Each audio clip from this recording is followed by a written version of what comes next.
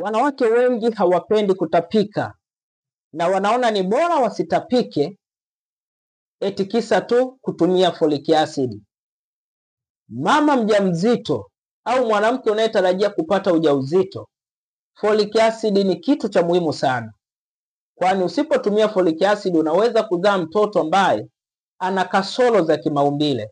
Ukazaa mtoto mwenye kichwa kikubwa, ukazaa mtoto ambaye ana mdomo sungula kwa sababu tu ya kutokutumia folic acid.